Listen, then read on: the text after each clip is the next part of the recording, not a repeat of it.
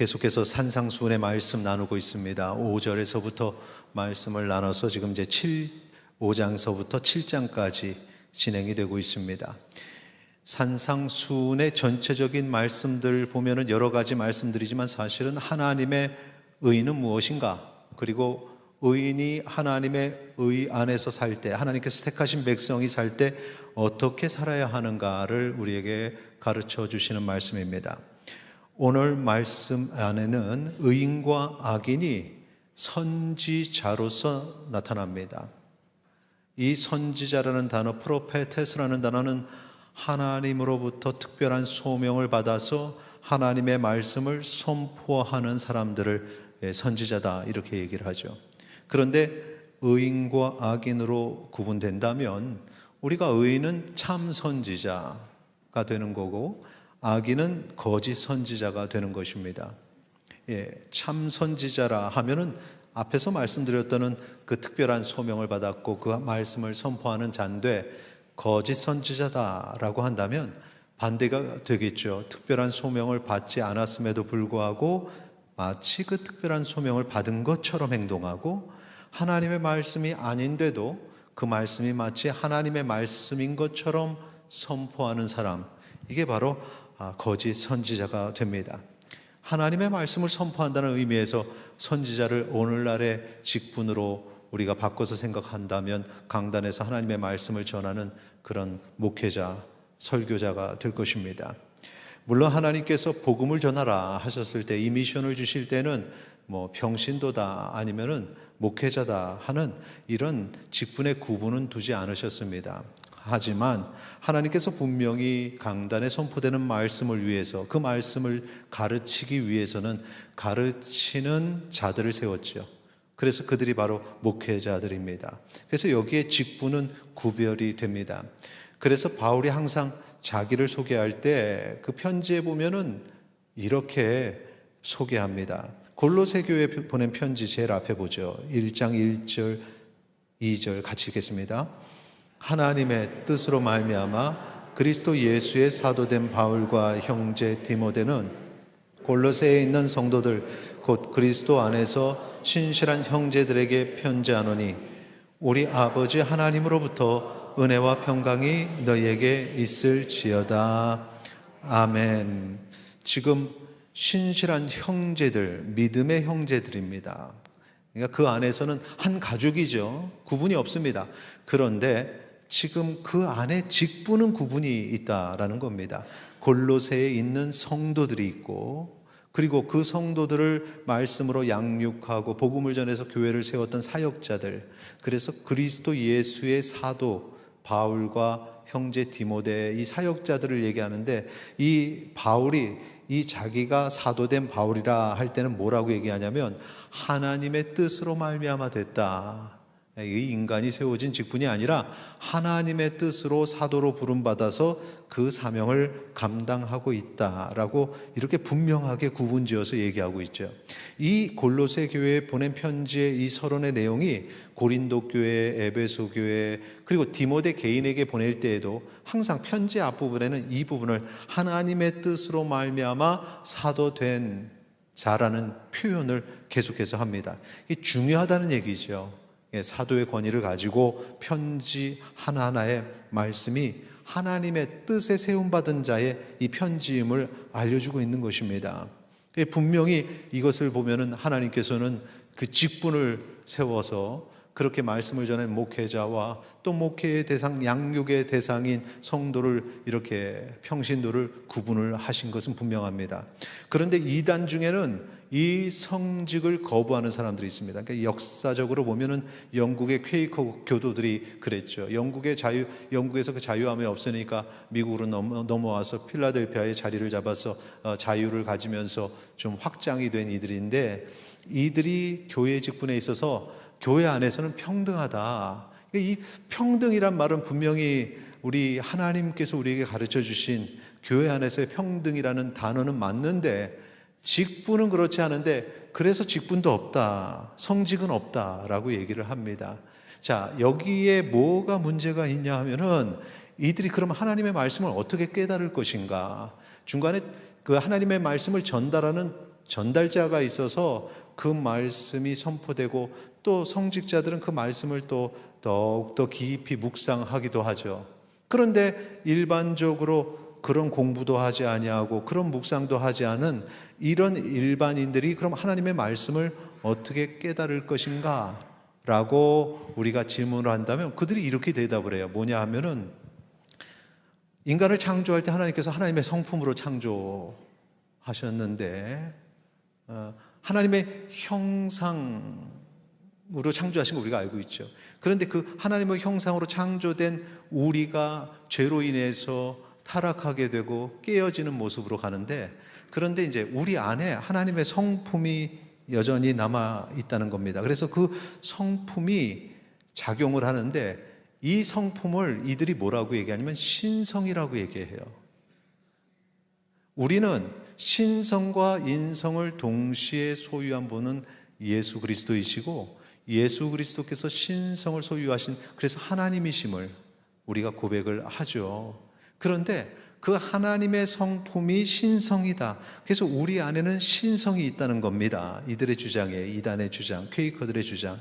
그래서 이 신성 때문에 내면의 빛을 발견할 수 있다. 진리를 발견할 수 있다라고 보는 거죠. 이게 문제가 뭐냐면 인간의 전적 타락을 거부하는 겁니다. 인간이 타락하여서 하나님과의 관계도 깨어지고 진리에 스스로 나아갈 수 없는 존재가 되었는데 그게 아니라는 겁니다. 스스로 깨달을 수 있다는 거예요. 그래서 그 내면의 빛을 깨닫게 되면 구원을 얻는다는 거죠.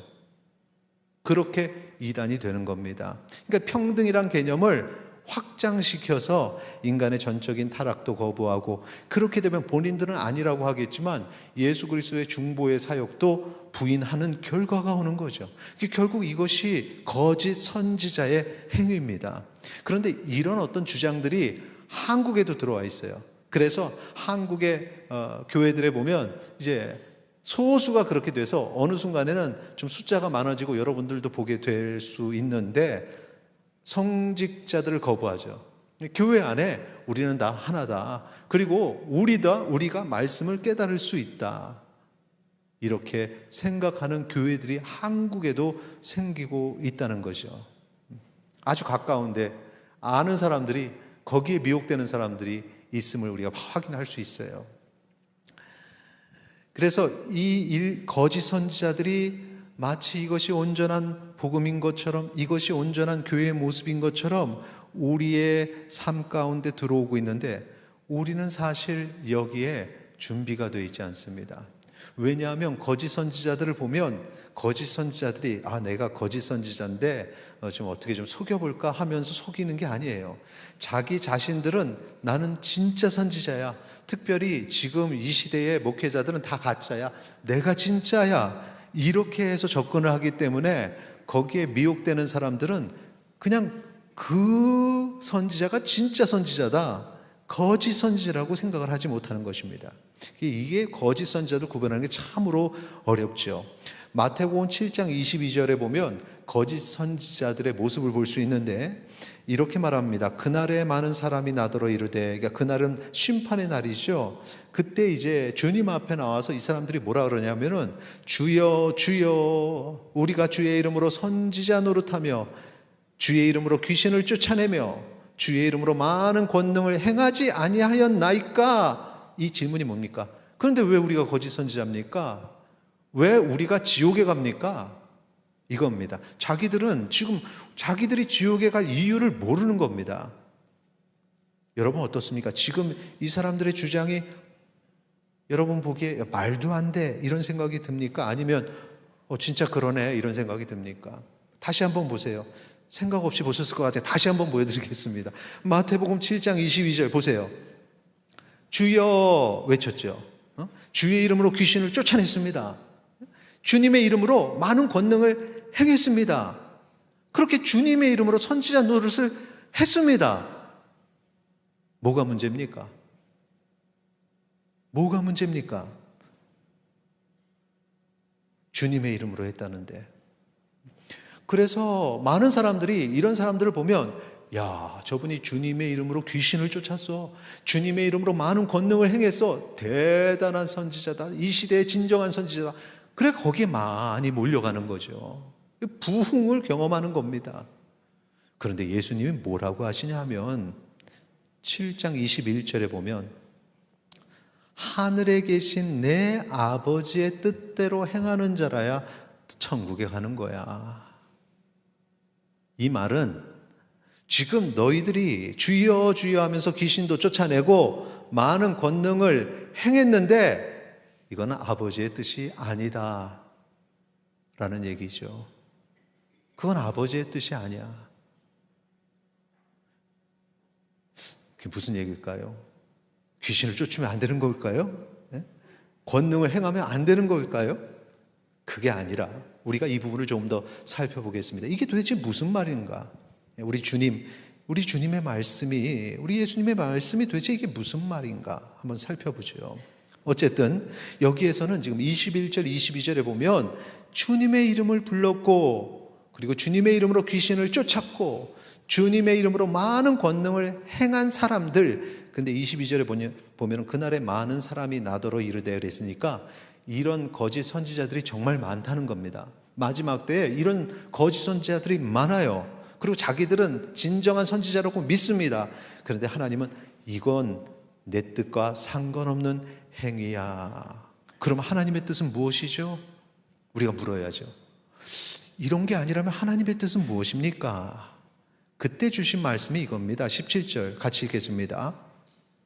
이와 같이 좋은 나무마다 아름다운 열매를 맺고 못된 나무마다 나쁜 열매를 맺나니 진짠지 가짠지 참 선지자인지 거짓 선지자인지를 구별하는 것은 그 열매를 보면 알 수 있어. 내가 원하는 건 아름다운 열매야. 참 선지자는 아름다운 열매를 맺을 수밖에 없어. 그런데 거짓 선지자는 불의한 열매를 맺을 수밖에 없다. 이겁니다. 그러니까 아무리 선지자가 주님의 이름을 불러요, 주여 주여, 자기들은 진짜라고 생각해요. 그리고 그 말씀을 전하고 귀신도 쫓아내고 많은 권능을 해서 사람들이 막 몰려와요. 부흥을 해요. 여기에 놀라운 일이 있어. 그래서 사람들이 다 갑니다. 그런데 보니까 복음을 땅끝까지 전하라고 했는데 이적과 기사를 보이고 여기 참 선지자가 있어. 지금 이 시대에는 다 거짓 선지자인데 진짜 참 선지자가 있어 하면서 스타가 되고, 그러다 보니까 그 각 교회마다 성도마다 목자를 버리고 거기 쫓아가는 사람들이 있다는 거죠. 그 교회 입장에서는 이게 좋아요. 사람들이 몰려오니까 좋아요. 부흥되니까 좋습니다. 하나님이 보시기에는 하나님의 교회라는 그 개념은 어떤 지역적인 한 교회가 아니라 전 우주적인 교회예요. 모든 이 땅의 지상의 교회, 천상의 교회, 이 다 하나님의 교회인데 이걸 다 쪼개고 있는 겁니다. 하나님이 원하시는 건 이런 게 아니라는 거죠. 이렇게 하나님의 몸된 교회를 쪼개고 주 예수 그리스도의 몸된 교회, 예수님이 머리 되신데 그 몸을 찢는 행위는 하나님의 뜻이 아니다 라는 것을 우리에게 알려주고 계시는 거예요. 그래서 아름다운 열매, 불의한 열매, 이걸 통해서 이것이 진정한 교회냐 아니냐, 이것이 진정한 선지자냐 거짓 선지자냐를 알 수 있다라는 것입니다. 그래서 이단들을 보면 교회가 쪼개지는 일, 가정이 쪼개지는 일, 개인이 삶의 모든 걸 포기해서 쪼개지는 일을 우리가 볼 수 있게 되는데, 이런 일들이 바로 불의한 열매라는 겁니다. 이 불의한 열매를 보면 대단해 보이고 이적과 기사가 나타나고 뭐 놀라운 일이 벌어지는데 자기도 선지자, 진정한 선지자라고 믿는데 하나님은 이건 나의 뜻이 아니다. 나의 뜻대로 와야지. 너는 거짓 선지자야. 그래서 그를 지옥으로 던지시는 것입니다. 이런 거짓 선지자들의 사역, 이 불의한 열매는 하나님의 심판의 대상이죠. 그래서 마태복음 7장 19절 20절에 보면 아름다운 열매를 맺지 않은 나무마다 찍혀 불에 던져지느니라. 이러므로 그들의 열매로 그들을 알리라. 그들이 사역하는 거 보면 몰라요. 주님을 찾고 주의 이름으로 이적과 기사를 행하고 주의 이름으로 귀신을 쫓아냈기 때문에.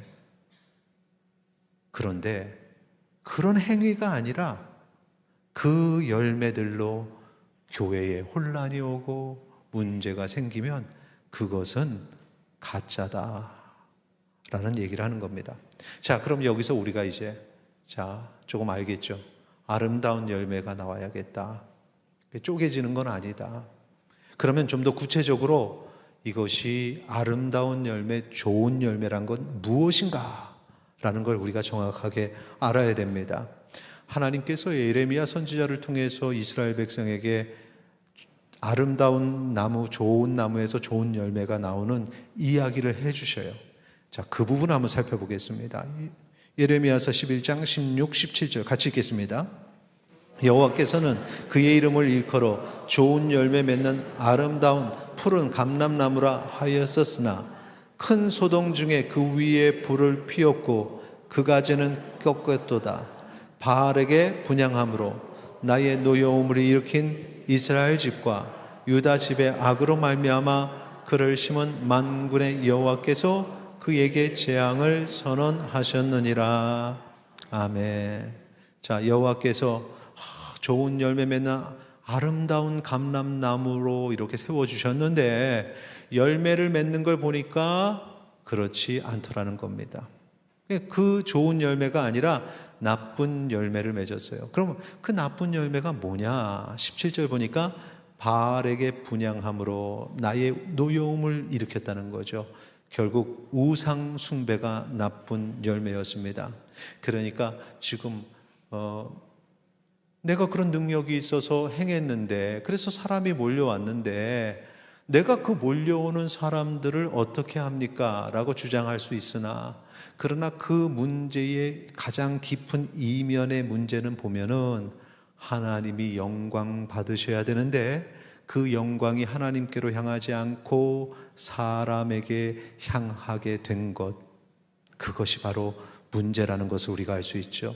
이것이 바로 우상숭배고 나쁜 열매라는 것입니다. 그래서 여기서 교회가 건강한 교회인가 아닌가를 판단하는 법, 그러니까 여러분들이 어떤 주변의 교회에 누구 가족과 또 친구들을 간다고 할 때 그런 것을 여러분이 판단하는 법이 있어요. 첫째, 그 교회의 사역의 영광을 하나님이 받으시는가 아니면 목회자가 받는가 교주가 받는가. 하나님이 받으셔야 돼요. 여러분, 그래서 우리는 이런 말 하면 절대 안 됩니다. 목사님, 저는요 목사님이 제 하나님이에요. 내가 그렇다고 딱 보여주는 것 같은데 목회자에게 절대 그런 마음을 가지면 안 돼요. 목회자는 도구일 뿐이에요. 하나님이 나의 찬양과 영광을 받으실 분이지 절대 하나님의 자리에 지도자를, 목회자를 두면 안 된다. 두 번째, 같이 읽겠습니다. 강단에서 선포되는 말씀이 순수한 하나님의 말씀인가 아니면 하나님의 말씀을 가장한 신비주의적인 간증, 이적과 기사, 성령운동, 영성인가라는 것. 하나님의 말씀 그대로 전달이 되어야 됩니다. 하나님의 말씀은 더하거나 빼서도 안 되는, 그럼 목회자는, 설교자는, 선지자는 그냥 전달자예요. 하나님의 말씀을 그대로 전달하는 거죠. 그런데 하나님의 말씀을 자의적으로 해석해서 심지어는 세상의 상식에도 도달하지 않는 수준 낮은 얘기들을 마치 설교인 것처럼, 마치 하나님의 말씀인 것처럼 그렇게 선포하고 그 앞에서 팬덤이 형성이 돼서 그 목사님을 마치 하나님처럼 섬기는 사람들은 그 어떤 말을 해도 다 받아들이는 이런 현상들, 이거는 하나님이 원하시는 게 아니라는 거죠. 하나님의 말씀이 그대로 전달이 돼야 되고, 특별히 하나님의 말씀을 가장한 신비주의적인 간증 이야기, 목회자 개인의 이야기, 경험 얘기, 신비주의적인 이적과 기사, 하나님이 행하시는 이적과 기사가 있어요. 이제 여기서 얘기하는 건 신비주의적인이란 단어가 다 붙어야 돼요. 성령 운동도 사도행전의 그 교회의 초대교회의 부흥은 성령의 행하심이었습니다. 그런데 신비주의적인 성령 운동, 신비주의적인 영성, 저희들이 이제 하나님의 말씀을 매일 묵상하도록 그 새벽 예배의 영상을 여러분들이 새벽 예배에 참여하지 않아도 매일 한 장씩 읽고 하나님의 말씀 안에서 살려고 노력하죠. 이것이 다 영성입니다. 그런데 이런 영성이 아니라 신비주의 영성으로 끌고 가는 그런 분위기들, 이건 다 거짓 선지자들의 행위입니다. 자, 이제 선지자라는 타이틀을 가지고 그런 어떤 목회와 교회에 대해서 얘기했는데, 이 얘기를 이제 여러분 성도 각자의 삶으로 한번 비추어 보겠습니다. 마태복음 7장 21절 다시 보면 뭐라고 말씀하십니까? 나더러 주여 주여 하는 자마다 다 천국에 들어갈 것이 아니다. 다만 하늘에 계신 아버지의 뜻대로 행하는 자가 천국에 들어간다.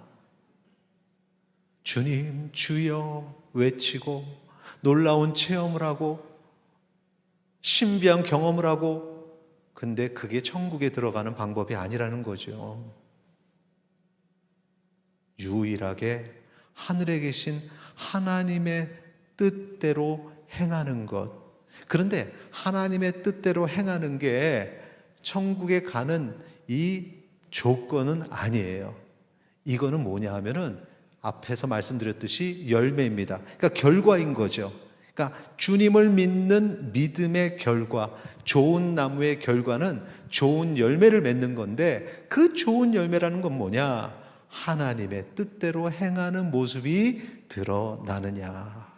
그래서 여러분 주변에 여러분 스스로 한번 생각해 볼 때, 내가 믿는다 하면서도 실질적으로 믿음의 삶의 모습들이 어떠한가를 돌아보면 내 믿음이 진짜인가 거짓인가를 알 수 있다는 겁니다. 여기서 좀 정리하죠. 주님의 이름을 부른다고 모두 예수님을 믿는 것은 아니다라는 거고요. 또 주님을 믿어서 신비로운 영적 체험을 했고 내가 영적인 능력을 소유했다고 모두 예수님을 믿는 사람은 아니라는 거죠. 또 세 번째, 진정한 믿음은 하나님의 뜻대로 사는 열매를 보여준다는 것, 기억하시기 바랍니다. 많은 사람들이 빠지는 함정이 영적인 체험을 했다는 분들에 대한 그런 어떤 경외감이에요. 야, 저분은 정말 대단해, 저분은 정말 놀라워 하는 경외감. 그 마음을 내려놓으세요. 하나님께서는 그보다 더 놀라운 나 같은 죄인을 구원하셨다는 것, 십자가에 달려 죽으셨다는 것, 이보다 더 큰 기적은 없는 줄 믿으시기 바랍니다. 하나님의 뜻이 무엇인가를 찾아야죠. 하나님의 뜻이 무엇입니까? 하나님의 뜻을 찾는 주의 백성에게 하나님께서는 그 삶을 통해서 놀라운 일을 이루실 줄 믿습니다. 근데 여기서 기억해야 될 게 있습니다. 하나님의 뜻을 찾는 삶이 무엇이냐라고 말하면 우리는 생각할 때 그 정도 되면 완벽한 삶이 아닐까요? 그래서 다들 뭐라 그러냐면 저는요 하나님의 뜻대로 살지 못해요, 이렇게 말하죠. 아마 여기서도 많은 분들이 그럴 거예요. 당신은 하나님의 뜻대로 사십니까? 그러면요, 아유 저는요 하나님의 뜻대로 살지 못해요. 그러면 구원받지 못한다는 거죠. 열매가 좋은 열매를 맺지 못한다는 말이잖아요. 여기서 문제는 뭐냐면 우리가 하나님의 뜻대로 사는 삶, 그러면 진짜 완전하게 거룩하고 완전하게 구별된 그런 사람의 성자의 삶을 얘기를 하는 거죠. 그런 생각을 갖고 나는 거기에 부족합니다 라고 얘기를 합니다. 그런데 그 생각이 잘못된 겁니다. 여러분 다윗을 보세요. 다윗이 얼마나 큰 죄를 저질렀습니까? 여러분 중에 다윗을 보면서 야, 다윗 정말 안 되겠네, 어떻게 그런 악한 죄를 저지르지라고 한 번쯤은 다 생각했을 겁니다. 그런데 이 다윗에 대해서 뭐라고 얘기하냐면 사도행전 13장 36절 보세요. 같이 읽겠습니다. 다윗은 당시에 하나님의 뜻을 따라 섬기다가 잠들어 그 조상들과 함께 묻혀 썩음을 당하였으되, 다윗이 그렇게 죄를 지었고 악했고 했음에도 불구하고 그가 죽으니까 하나님의 뜻을 따라 섬기다가 잠들었다라고 이렇게 평가하고 있습니다. 그러니까 우리가 생각하는 그런 완전함이 아니라는 거죠. 도리어 그렇게 내가 완전하게 신앙생활을 한다는 것은 교만입니다. 하나님 앞에 완전할 수 있는 사람은 아무도 없다는 거죠. 다윗처럼 넘어지고 쓰러지고 죄도 짓고 하는 게 우리의 모습이에요. 그런데 왜 다윗은 이렇게 악한 죄도 지었는데 하나님의 뜻을 따라 섬기다가 잠들었다고 인정받을까? 잘못했을 때 속히 돌아왔다는 겁니다. 내 죄를 주님 앞에 내놓았다는 겁니다. 그리고 그 연약함을 고백하면서 하나님 앞에 온전히 살려고 노력했다는 것입니다. 하나님의 뜻에 합당한 사람은 바르게 살려고 몸부림치는 사람이지 바른 사람이 아니라는 사실을 기억하시기 바랍니다. 그러니 우리도 하나님 뜻대로 살 수 있는 거죠.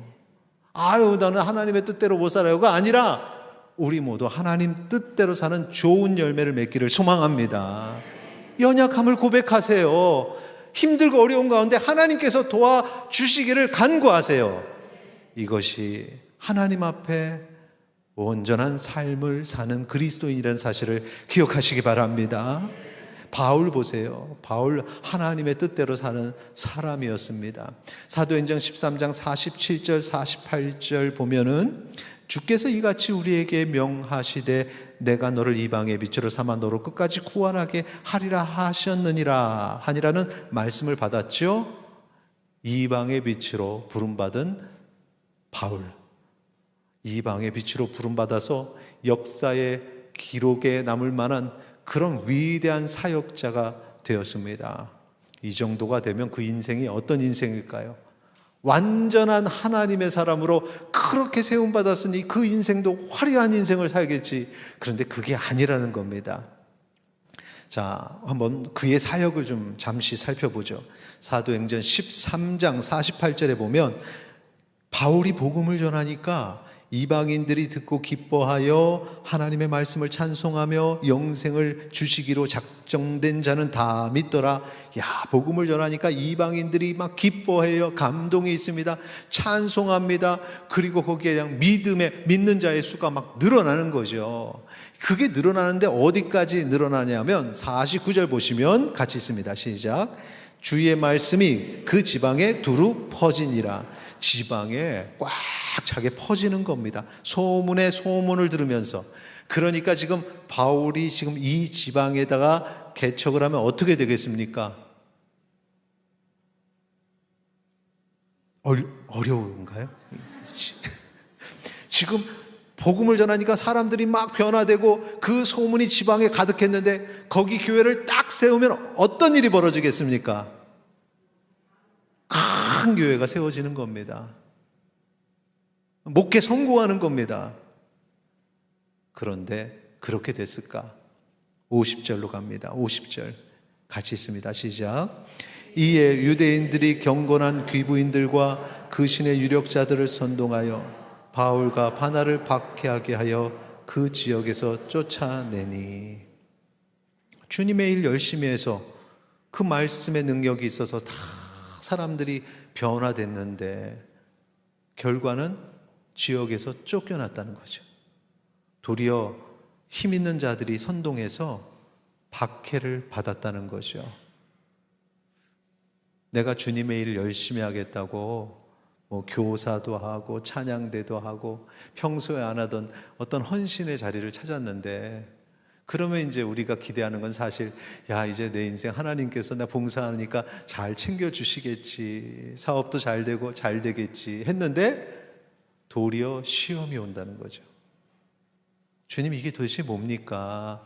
제가 열심히 주님 앞에 일을 하면 그 좋은 열매 있다 그랬지 않습니까? 좋은 열매가 있어야죠.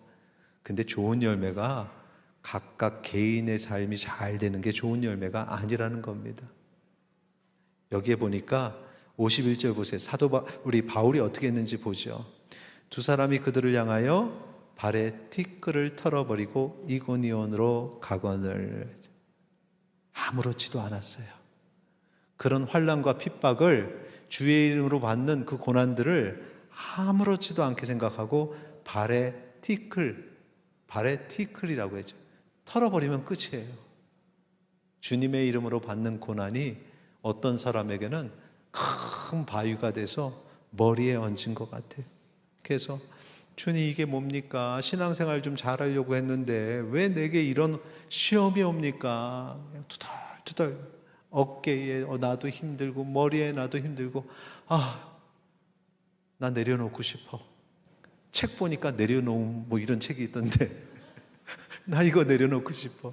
제가요, 봉사하는 거를 좀 한 달간 좀 내려놓으려고요. 하나님 앞에 참 고상하게 얘기해요. 그런 거 보면은 자존심은 있어가지고 주님의 일 감당하지 못하는 건데 뭐 이렇게 고상하게 얘기하는지, 힘을 다해서 감당하되 그런 일이 있을 때 바위가 아니라 내 발에 티끌처럼 여겨지는 이 위대한 하나님의 사람을 보세요. 우리도 그렇게 되기를 소망합니다.